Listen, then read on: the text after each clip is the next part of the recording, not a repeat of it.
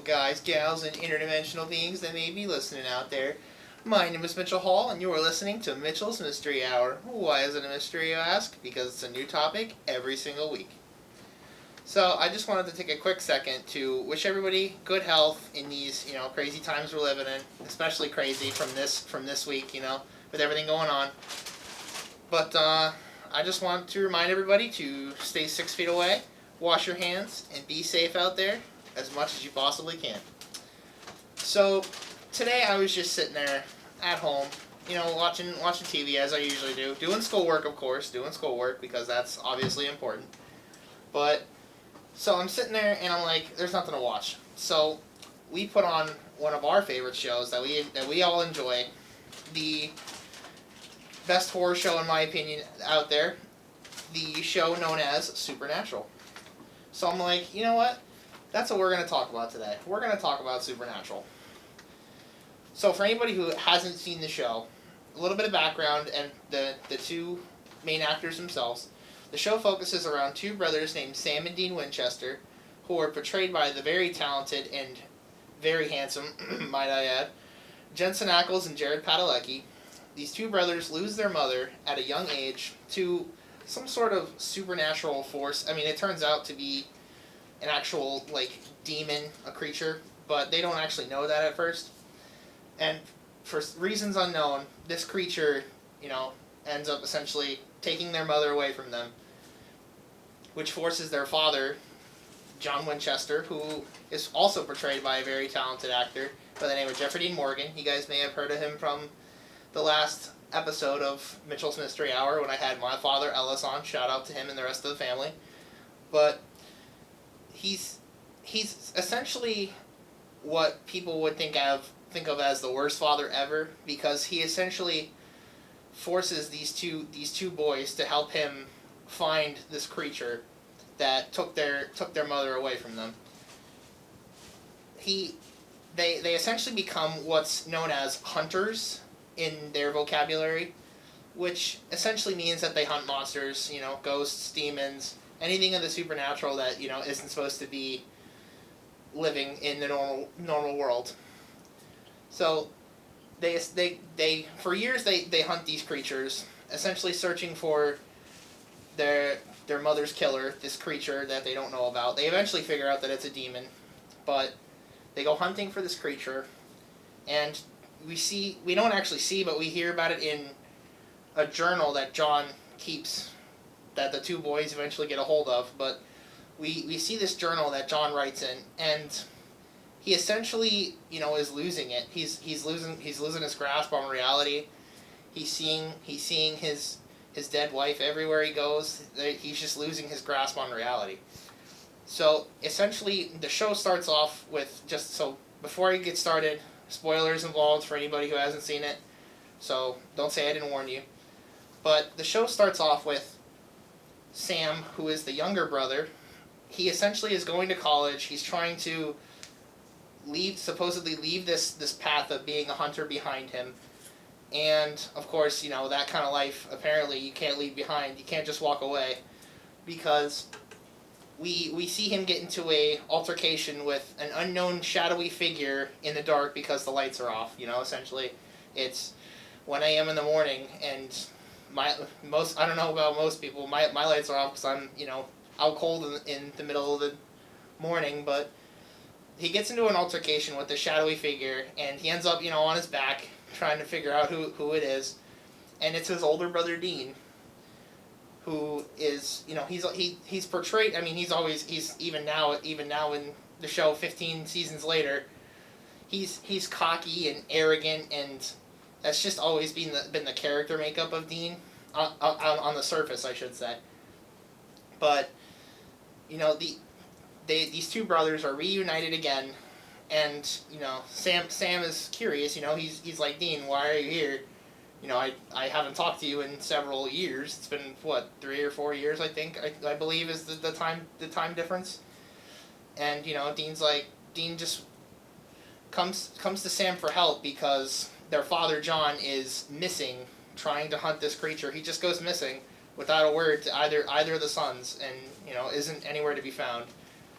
So essentially, the first few seasons are about these two brothers looking for their father. Like I said, because he's gone missing on the hunting trip. And eventually, once they reunite with their father, he informs them that there's an actual demon from hell, from down below. So he informs them that this was the creature, or the being, so to speak, that killed their mother. He also tells them that there's actually a way to kill this demon that the boys have never heard of, and it's essentially one of the most iconic weapons in all of the show. It's a special pistol from the Wild West. It's a Colt pistol from the Wild West that was handcrafted by the creator of the company, the gun company, Samuel Colt himself, who was also a hunter who hunted demons and other monsters. He created this magical gun that can kill supposedly anything, with air quotes around anything, because it eventually becomes irrelevant to some of the beings they face along the way. But John essentially tells them that this magical gun can kill the demon, and they can it's all he can think about is revenge. So the Colt is the first thing on their mind. It's first thing on his mind, not the safety of his two sons who have just found him, that were worried sick about him. He only cares about the gun. So it essentially leads through about 2 or 3 seasons, maybe 2 seasons, of them trying to get this Colt to kill the demon. And they encounter the demon himself several times along the way.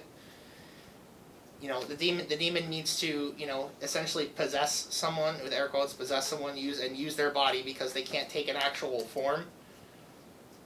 So, like I said, the two brothers and their father, the Winchesters, they all try to hunt this creature with this magical gun, and it eventually, unfortunately, ends up costing John his life, as well as Dean. It cost them both their lives. However, Dean somehow makes it out of hell. John does not, though. Unfortunately, he has to stay there. But they eventually defeat the demon. But it costs, like I said, it costs the Winchesters a lot. It cost John his life, and it almost costed Dean his life. But as that season ended with the death of Dean Winchester, one of the two brothers, Dean essentially wakes up inside a wooden box.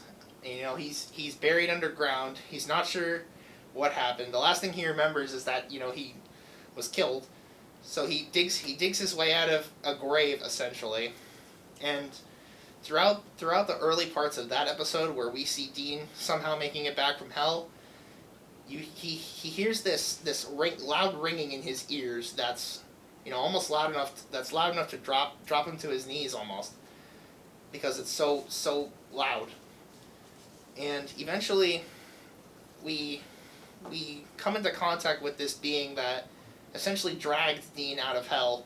It's literally dragged, because you could see a giant handprint on Dean's shoulder, which is essentially like burned into his skin. And this being drags Dean out of hell, and this being actually becomes one of the most known and well-loved characters on the show. He goes by the name of Castiel.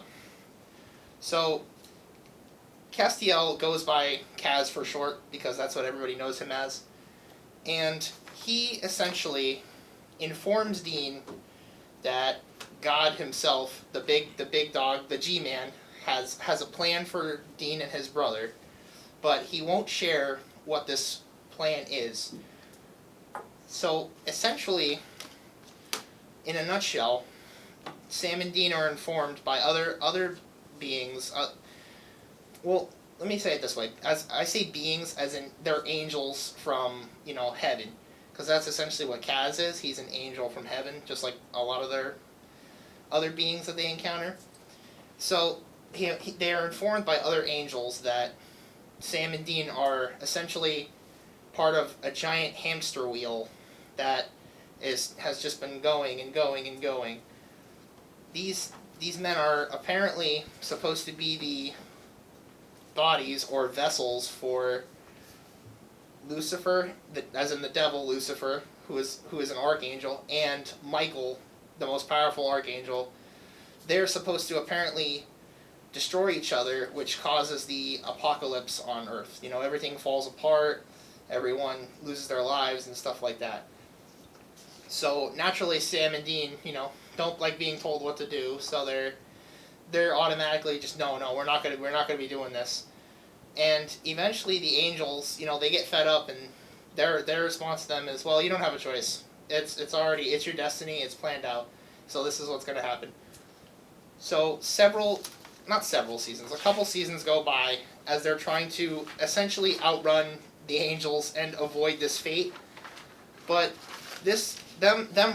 running from their fate, running from this plan that they have, actually gives Castiel inspiration. So he essentially, I don't really want to assume anything, but he essentially is, he's like, oh, well, I'm free to make my own choices, and mankind should be free to make their own choices too. So he essentially, I guess the term that the angels gave him was rogue. He's technically a rogue angel. So he's disowned from heaven. He's a wanted fugitive among the angels. So Kaz sort of eventually becomes part of the crew, so to speak, and he helps the boys essentially escape this life that God has planned out for them. And it's like I said, it's the main storyline for a few seasons. But eventually Sam gets caught up in this essential, Lucifer has to use Sam as his, what they call vessel, and Michael has to use Dean as his, so-called vessel. So apparently Lucifer finds another vessel because Sam and Dean, like I said, they're trying to run away from this whole mess. So Lucifer and Michael both find new vessels. Lucifer's vessel is actually a man who, I believe his backstory was that he killed his wife.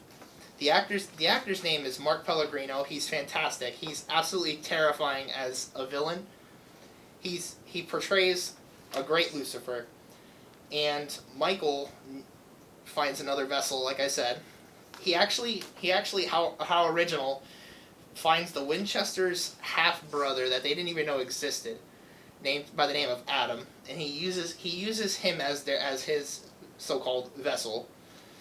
And like I said, that's how original. But Michael is portrayed by Jake Abel, who is, again, a great actor. He's very good for the serious role of Michael, because Lucifer's all cracking jokes and sarcasm, but Michael, in terms of comedy, he has none. He's the complete opposite. He's straight and to the point, which isn't, like I said, isn't always a good thing, but he's straight and to the point, which is portrayed very well by Jake Abel. So yeah, guys, we're gonna be taking a short break, and when we come back on Mitchell's Mystery Hour, we'll be talking about more supernatural, guys. So stay tuned. Welcome back, all you beautiful guys, gals, and interdimensional beings, to Mitchell's Mystery Hour. So when we last left off before we went to break, we were talking about the show Supernatural, and I was going into detail about Sam and Dean Winchester and their lives as, were supposed to be on a hamster wheel set out for them as the vessels of Lucifer and Michael, the archangels. But, yeah, like I said before, they ended up getting new vessels, and I explained the actors and who they are. So, running from this so-called hamster wheel planned out life leads them to several characters along the way, such as a demon who they hate, might I add, by the name of Crowley, who's played by the talented Mark Sheppard, great actor. He's very talented as a villain. He's not really a villain, but he's not really a hero. He's more of an anti-hero, because they hate demons and he hates them to an extent, but he's always there to help them, essentially. Helps them get out of tight spots. And he's very, very talented. Mark Sheppard, again, like I said, is very, very talented. He's been on there for several seasons. As well as their essentially their uncle, who the show is introduced to. by the name of Bobby Singer. He's one of my favorite characters because he's played by Jim Beaver, again, great actor, but he's essentially their uncle. That he's not really their blood uncle. He's not in blood, but in bond. He's their uncle, but he ends up, to me, he's a better father than their own father John was, because he actually cared about Sam and Dean and was there for them. Bobby's also a hunter in that life, so he's essentially their what I like to call the guy in the chair. Every time they encounter something in the show that they have no idea what it is or how to stop it, they call Bobby. And he looks through his many books that eventually have the answer or something close to the answer. And Bobby's sort of that come in clutch guy that helped them again several times throughout the show, same as some of their other side characters. But eventually they end up dealing with Michael and Lucifer, both of them.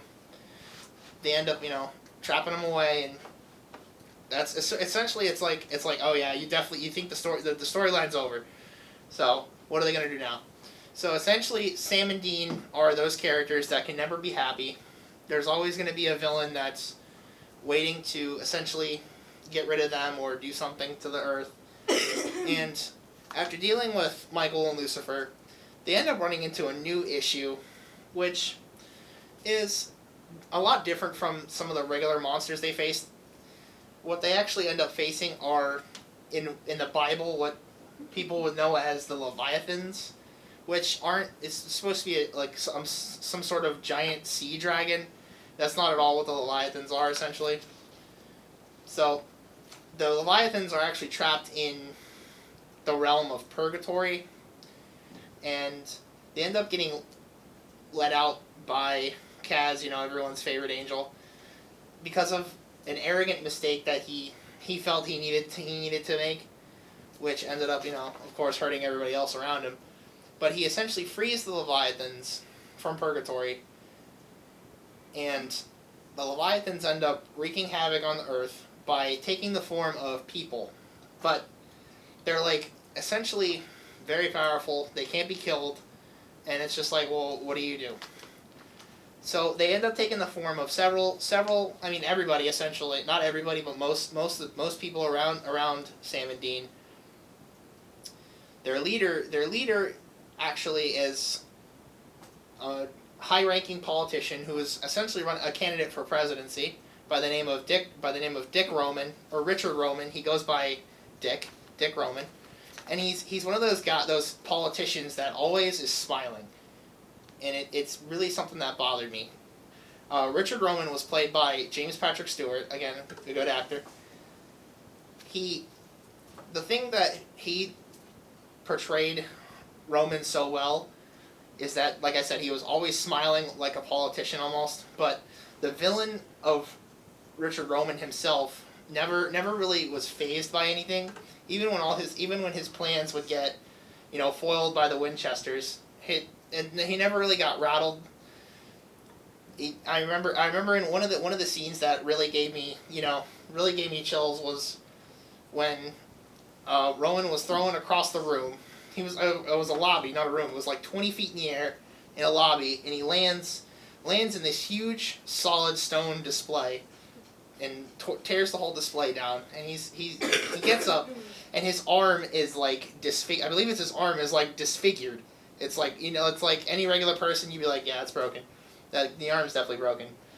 But the character of Richard Roman gets up, and I remember him snapping the arm back into place. You can hear the crunching noise. Everybody knows what I'm talking about.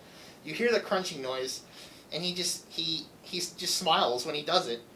And he looks at the Winchesters and all their friends that and he goes, "Is that the best you got?" And I'm like, this guy's unstoppable. It's unbelievable. So the arm thing really it creeped me out, because I don't like broken bones. The sounds. The sounds give me the crawlies, as I call them.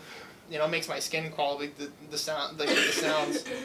But like I said, the Leviathans can't be killed, but they can be essentially weakened by any kind of cleaning products. I know it's strange, cleaning products that have the chemical borax in them, and that's probably the only thing I would have to complain about the season of the Leviathans, because essentially you have these powerful beings that can't be killed, but they essentially can't be hurt by anything but borax, a cleaning product that you could find in any store.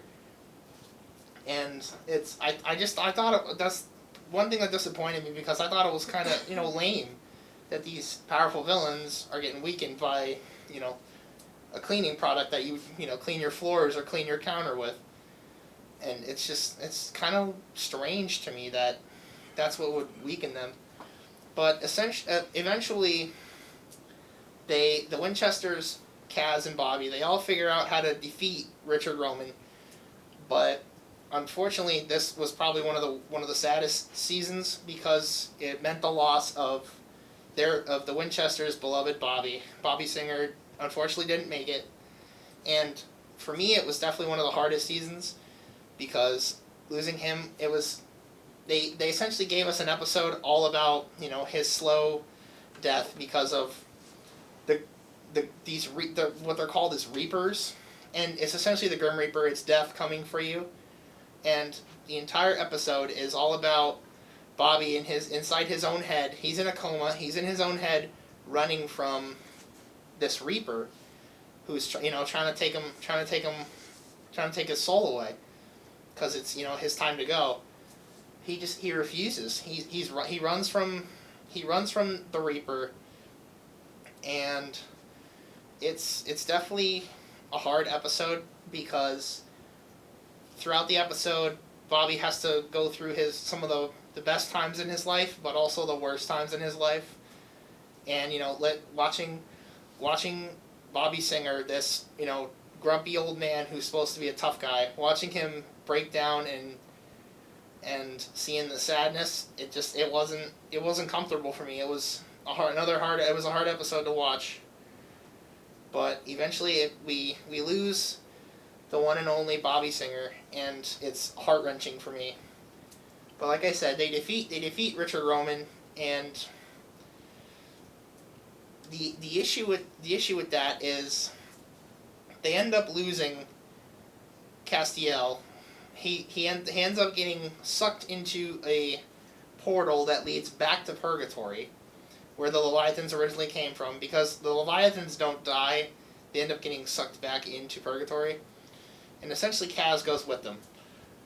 And after that, the Winchesters are sort of lost. They don't really know how to deal with the situation. But eventually the Angels bring Kaz out of Purgatory, because they need his help with something. Because he's one of the most wanted angels in all of heaven. But when they have something that they can't, when they have a problem they can't take care of, they need Kaz's help, of course. He's the first person they go to. And that's one thing that for the show that really bothers me, is the fact that they always run to him for help when they actually hate him in reality. But there's a storyline of them pulling Kaz out, and they essentially want him to kill Dean and Sam. The Angels want him to kill Sam and Dean, and he luckily refuses, and that leads him into a sort of alliance with another angel who not even the regular angels know about, by the name of Metatron. So Metatron is not like your typical angel. He was essentially I believe his title in heaven was the Scribe of God. So basically he just wrote everything down that God said. And it sort of seems like a lame job, but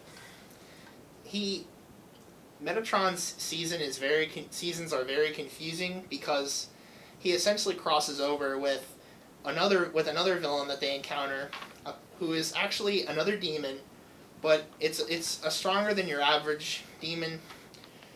Her name is Abaddon. She's essentially what her title is a Knight of Hell, and she's supposed to be stronger than the average demons, but it turns out that the only way to, essentially kill Abaddon is to use a special knife known as the First Blade and a mark that makes people go crazy, whoever wears it. Yeah, so essentially that's the only way to... You have to have both of those according to the legends in order to beat her. And essentially, Crowley is threatened by Abaddon because she's stronger than him, obviously, because he's just a regular demon and she's, a few notches higher. So naturally, Crowley needs a way out because he's threatened by Abaddon. So he essentially goes with Dean to find this so-called mark that makes people go crazy. So the viewers, anyone who's seen the show, knows it as the mark of Cain, and essentially Cain and Abel from the Bible. That's where the mark came from. And Dean is like, oh, of course, it makes people go crazy, but of course I have to take it because I don't want Sam to do it. So essentially Dean's trying to take this mark to protect Sam from any kind of, drawbacks that the mark will have. And Crowley and Dean go to see, Cain, essentially Cain and Abel. It's Cain. He has the mark, and Cain warns him. He warns Dean several times. He says this mark will, in a nutshell, it'll essentially, make you go insane, and you'll want to essentially, you'll have a thirst, he described it, I believe, as an unquenchable thirst for blood, which, is not a good thing. Dean is an individual throughout the show you see he's always angry, and he's not the best person to take the mark, but Cain warns him, but Dean just doesn't listen. So Dean takes the mark from Cain, and they're like, him and Crowley are like, okay, well now we need the First Blade, which is the other piece of the puzzle.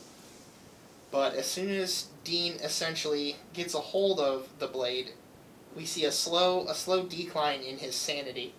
He starts to lash out, and whenever something happens and he reacts, he essentially goes overboard in the way he reacts.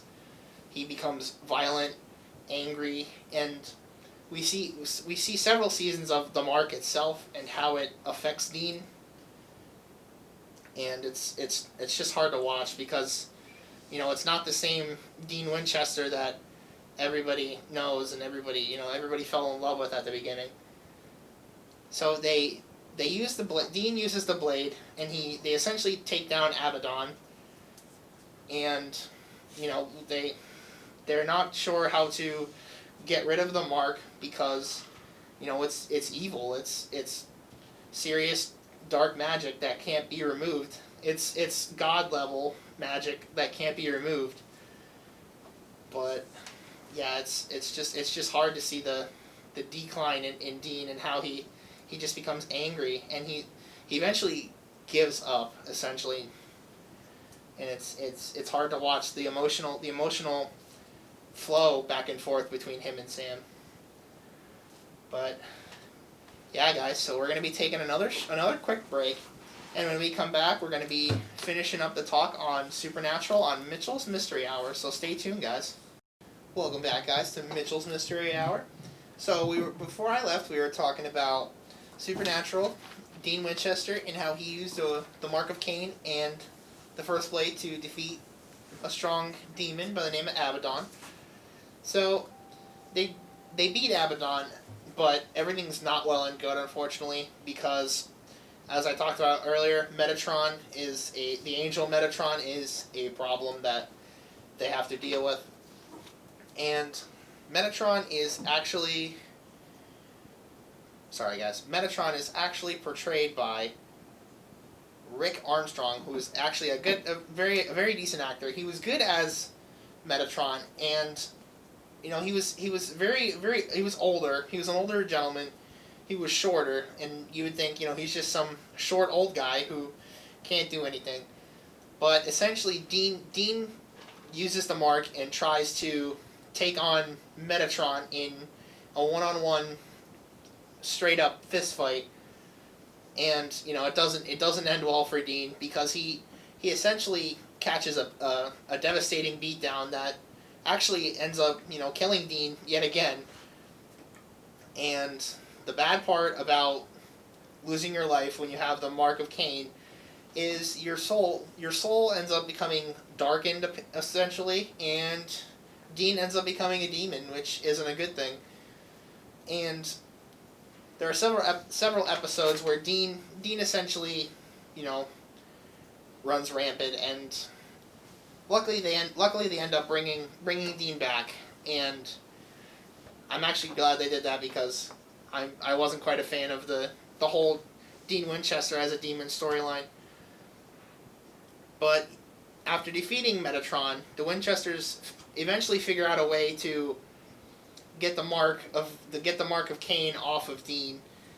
So essentially, they have to kill Death himself, the Grim Reaper, and they end up using his own scythe to kill the Grim Reaper. So that takes the mark off of Dean, but killing Death essentially frees one of the most powerful cosmic beings in all of existence, and that's God's sister, the dark. She goes by the Darkness, but her name's Amara, which is like, okay, I guess she's this cosmic, all-powerful being, and her name's Amara, which there's nothing wrong with, but I don't know. For me, they have basic names, because she being the Darkness, her name is Amara, and then God himself, who we eventually see in the show, goes by Chuck. He's the creator of all life, and he's like Chuck is fine, just call me Chuck. And I'm like, okay. And Amara, even though she's supposed to be a villain, she's not really a villain. She's just angry because God, or Chuck himself, locked her away for essentially eons. And I could see where she would be upset. And the season with her essentially is them, the Winchesters and Chuck included, and Castiel. They're all trying to stop Amara from destroying the world and everyone in it. But the thing that I find most interesting in this season of the show is that she overwhelms Chuck himself, fatally wounding him. So Chuck's gonna die. He's not looking too good, or he's on the verge of dying, I should say. And the world starts to grow dim. The skies are turning darker or black, and the sun is getting blocked out. And it turns out that they have what's called the cosmic scale of light and darkness. One can't exist without the other, essentially. That's why Amara was locked away instead of being destroyed, because, like I said, one can't exist without the other in terms of, I guess, cosmic beings. But eventually, it was definitely one of the most anticlimactic villains they've ever faced. But they essentially need help. So what do? They go to their old pal Lucifer, who probably hates them more than anyone on Earth or in existence, who hates them. And they say, "Look, we need your help." So Castiel takes one for the team, and he says, "Look, you can use my, in air quotes, my vessel that I'm using, and if you help us, defeat Amara." So essentially, Misha Collins, who plays Castiel, the very talented actor who plays several roles throughout the show, it's a completely different character from the way that Castiel is, because Castiel is more serious, and he doesn't really understand a lot of what's going on, and he always squints. He's always so serious, and for him to essentially play Lucifer, who's sarcastic and arrogant, and essentially, he's the source of some good laughs because he has a lot of good, what I would call one-liners that are like quick jabs at people and stuff like that. And for Misha Collins, who's, like I said, a very talented actor who portrays Lucifer as well as Kaz, as sometimes in the same scene, because Lucifer, the Winchesters don't know that Lucifer is inside Castiel at the beginning, and he has to essentially play Castiel, so it's Misha Collins playing Lucifer, who's playing Castiel. And he even in the same scene, sometimes he would switch back and forth between the two roles of Lucifer and Castiel. And for me, that's serious talent that even today in the show is still unmatched, because he's not only does he portray Kaz and Lucifer, he also portrays, like I said, several other characters of several different attitudes, and it's just his reaction time of that character is just, of those characters, is just unbelievable. So eventually the Winchesters find out that, it's not Kaz, it's Lucifer, that they've been, trucking along with this whole time. And they essentially team up. They have to team up, and they know they have to team up in order to beat Amara. But it's essentially all for nothing, because eventually Chuck and Amara, God in the darkness, they mend their broken relationship, which, like I said, is one of the most anticlimactic endings to a season that the show's had. But brother and sister are united again, and they end up just leaving. They go off in a cloud of black and white smoke, and you don't see them for quite a while. However, Lucifer officially becomes a problem again. It's almost like going back in the seasons, but this time they're chasing him all around the country because he's essentially creating chaos everywhere he goes. And eventually, Lucifer has a son by the name of Jack, who is portrayed by, give me 1 second, sorry, who is portrayed by Alexander Calvert, who is another good actor. The show essentially thrives on the actors that they get to play these characters, and Alexander is just very, very well rounded as Jack himself, because Jack is born and he grows up very quickly. Essentially in I believe a day, he's like 20 years old by the end of the day, and he's able to learn. He doesn't really understand what's going on because he's new to this whole world, because he's essentially a kid living in a grown-up's body. But it's interesting to see how the Winchesters help Jack to adjust, because you'd expect him to be a bad guy or a villain because he's Lucifer's son, but that's not the case, because Jack is different. He can destroy, but he also can create, which is different from how Lucifer was in his approach.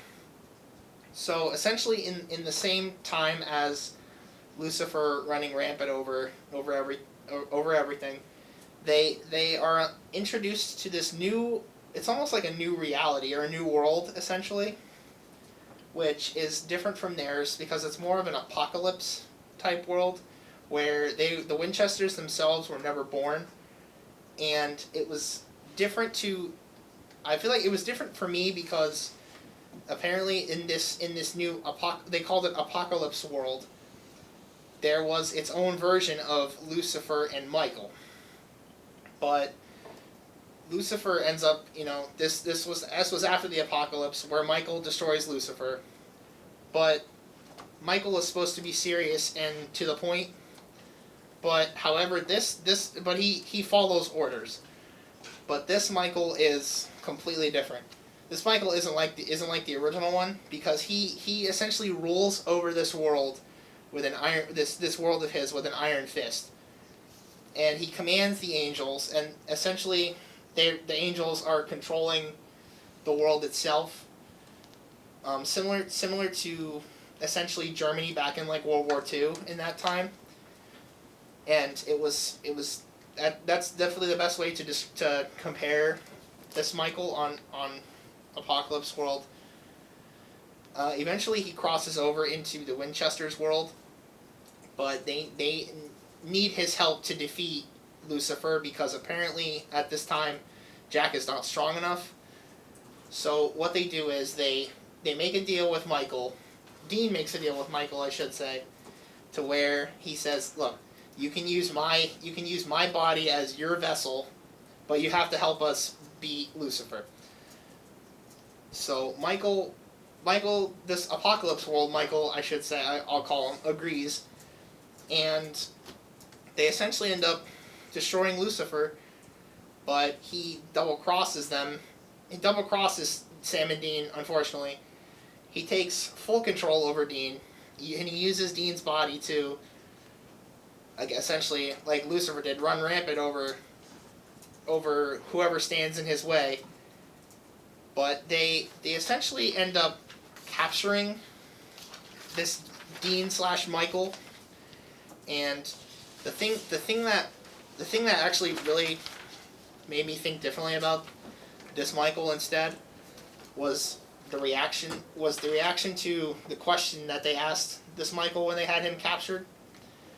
So he simply just stared at them, and his response was that God, or Chuck himself, is a writer, and all these worlds are just failed scripts that need to be thrown away.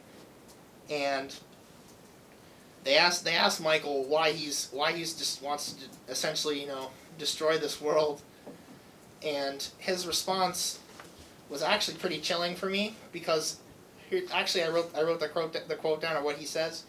He actually responds, "I searched for a sign, something that." Sorry. He says, "I searched for a sign, and you know what I got?" And there's a slight pause, and he says, "Nothing. So now I'm going to burn every one of his little worlds to the ground until I get his attention, because even God himself dies." And I'm just like, wow, that's crazy. Like, he's just so angry that, I would be angry too if I was thrown away by essentially the only person who would have cared about me. And apparently he's just angry that, Chuck himself threw the world away like it was a failed book. And he just essentially is his goal to get Chuck's attention. But eventually Jack ends up defeating Michael, luckily, which essentially leads us into the final season we are at now, where Chuck comes back because he's angry with the Winchesters, because he directed them. He told them to kill Jack because he's getting too powerful. And of course, Jack's family to the Winchesters, they just can't do that. So essentially Chuck, or God himself, becomes the main villain who they're forced to face. It's a losing fight because he's God. Like, how are you supposed to defeat God, who's supposedly this all-powerful cosmic being? But as we wait to see what happens next for the Winchesters themselves, how will they defeat Chuck and any other villains that he throws at them? I have no idea. But yeah, guys, I want to thank y'all for listening. So just remember to listen live at cougarradio.net. Follow us on Instagram, Twitter. Like us on Facebook at Cougar Radio. Don't forget to subscribe to YouTube and Spotify to watch and listen to all the amazing other podcasts we have out there, guys. So thanks for listening to Mitchell's Mystery Hour.